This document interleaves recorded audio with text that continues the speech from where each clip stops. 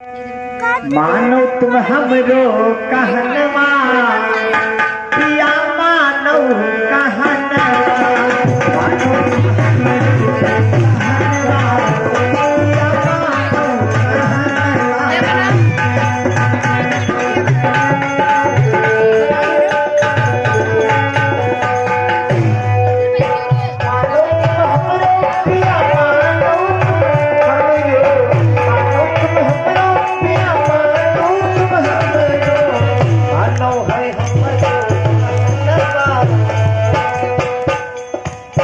स्वामी एक दुल्हा राजा क्यों नहीं बोल रहे हो? बोलो बोलो ना, आकर सीने से लग गई फौरन बोलो। मानो तुम हमारो कहनवा ओ राजा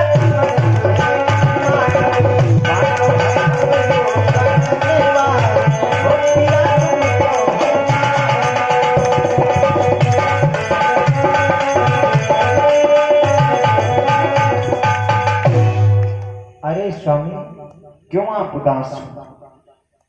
राजन कहने लगे, सुनो आय रानी, बार बार पूछ रही हो ठीक है। जिस समय महाराज सैन कच्छ को गए थे उस समय की बात है।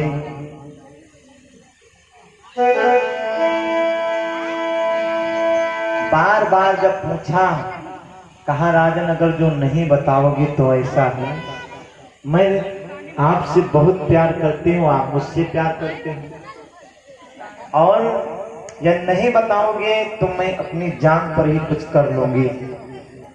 राजन कहने लगे, अगर जो तुम कुछ कर लोगी तो मुझे तो जीना ही व्यर्थ हो जाएगा, मैं कैसे जीऊंगा। जब इतनी बात महाराज भर्तृ ने सुना तो सोचा, राजा से रानी ने पूछा,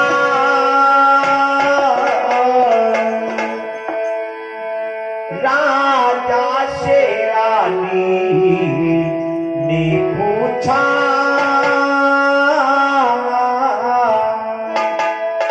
तो सारा हाल कहा। जिस समय बार बार पूछा तो सारा हाल बताने लगे। सुनो अरे प्रिय, मैं तो सोचता था इस संसार में जो है अब कोई सतिया नहीं बची। मैंने आज जब ये दृश्य देखा, मैंने सोचा ये आज से हमने जाना है, ये सती सृष्टि की शक्ति है।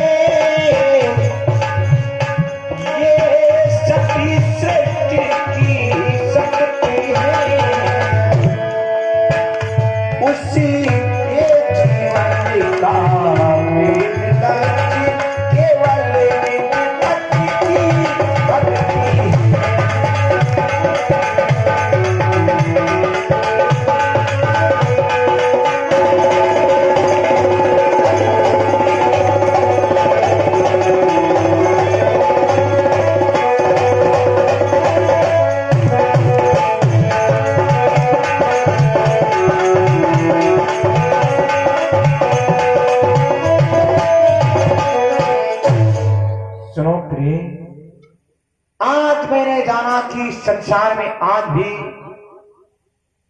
सती जो माताएं हैं, बहनें हैं, आज भी इस पृथ्वी पर जो है मौजूद हैं। राजा ने कहा, सुनो रानी,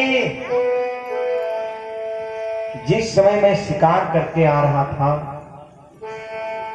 एक लकड़हारा लकड़ियों को काट रहा था, और वो अचानक गिरकर उसकी मृत्यु हो गई। उसकी धर्मपत्नी नीचे लकड़ियां बीन रही थी। जब उसकी मृत्यु हो गई तो उस स्त्री ने क्या किया, अपने पति को लेकर लकड़ियों के ऊपर बैठ गई और स्वयं अग्नि लगा लिया।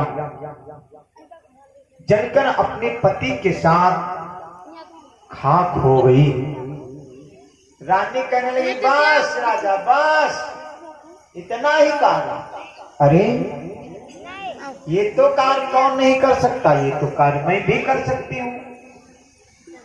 राजन ने कहा, मन में सोचा, ठीक है रानी, जब समय आएगा तब देखा जाएगा।